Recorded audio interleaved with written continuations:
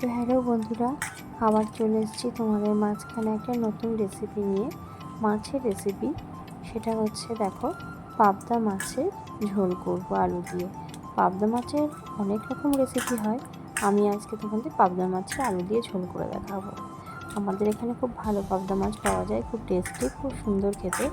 দেখো, মাছগুলোকে আমি সুন্দর করে একটু হলুদ লবণ মাখিয়ে নিচ্ছি। নিয়ে মাছগুলোকে আমার ভাজতে হবে।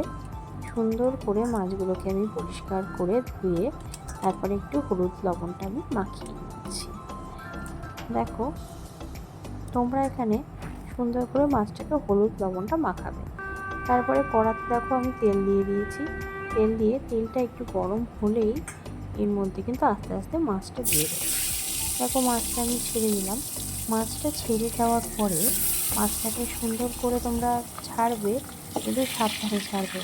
এই মাছ কিন্তু প্রচণ্ড পরিমাণে ফাটে। তারপরে দেখো, মাছগুলোকে আমি একটু উল্টে পাল্টে একটু ভেজে নিচ্ছি, বেশি ভাজবো না, ভালো লাগবে না। দেখো, এদিকে আমি আবার মাছ একটু ভুল নিয়ে ফেলেছিলাম, আরও 2 পিস মাছ নিয়ে নিলাম, কেটে পরিষ্কার করে আবার আমি ভেজে নিলাম, ধুয়ে পরিষ্কার করে নুন হলুদ মাখিয়ে ভেজে নিলাম। এটা আমার ভুলেই হয়েছে। তারপরে দেখো, মাছগুলোকে আমার ভেজে সুন্দর করে এখানে রাখা আছে, সুন্দর করে রেখে দিয়েছি।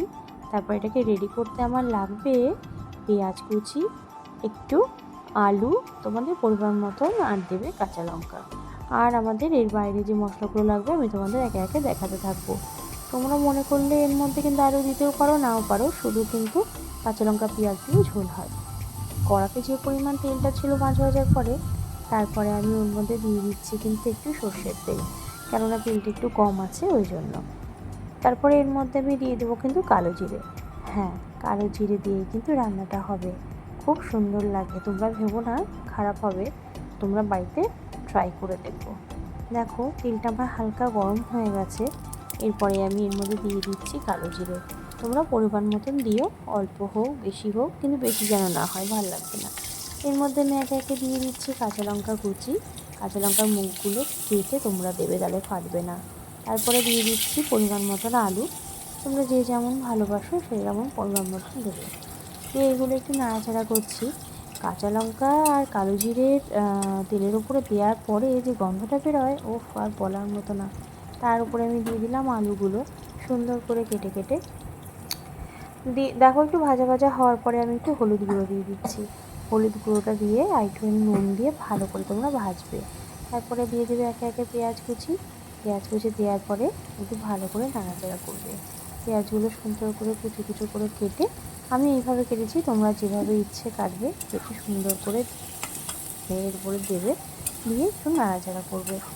এর যে এত সুন্দর একটা মানে গন্ধ, এখনই যা গন্ধ বেরোচ্ছে আর কি বলবো। দেখো, সুন্দর একটু ভাজা ভাজা হয়ে গেল।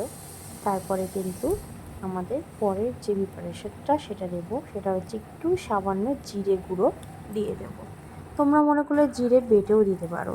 একটু নাড়াচাড়া করে আমি হালকা একটু জল দিয়ে দেবো, ঠিক আছে? আলুটা সিদ্ধ হবে, তোমরা কেমন পরিমাণ ঝোল রাখবে সেরকম বুঝে একটুখানি দেবে। তারপরে দেখো, মাছগুলো ভেজে রাখা আছে, এইগুলো কিন্তু এই ফুটন্ত ঝোলে মানে জলের মধ্যে দিয়ে দেবো।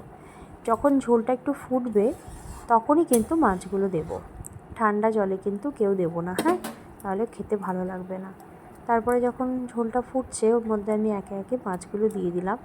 দেওয়ার পরে একটু যখন ভালো করে ফুটবে, তারপরে কিন্তু মাছগুলো দেবো। দেখো, আমি সুন্দর করে মাছগুলোকে দিয়ে দিচ্ছি। দেওয়ার পরে কিন্তু এইগুলোকে একটু খুন্তি দিয়ে হালকা করে নেড়ে দেবো। ব্যাস, আর কিচ্ছু করতে হবে না। পাবদা মাছ এমন একটা মাছ, এর নিজস্ব একটা টেস্টই আলাদা। তারপরে যদি মাছের মধ্যে ছিল ডিম, দেখে নাও। এখানে আমি আবার টক দই রেডি করে নিয়েছি। এটা কিন্তু ঝোলে দেবো না, এটা খাবো, তাই রান্না করতে করতে একটু টক দই খাচ্ছি। দেখো, ঝোলটা আমার সুন্দর করে ফুটছে, আর আমি ঘড়ি দেখছি কখন আমার ছেলেমেয়েরা বাড়ি আসবে। দেখো, এদিকে আমার কিন্তু ঝোল রান্না করা কিন্তু রেডি। যখন ফুটে যাবে তোমরা পাত্রে নামিয়ে নেবে, আর কিচ্ছু করতে হবে না। ঝোলটা একটু ভালো করে ফোটাবে, ফুটিয়ে পাত্রে নামিয়ে নেবে। কেমন হলো জানিও, চ্যানেলটিকে সাবস্ক্রাইব করো। বাই।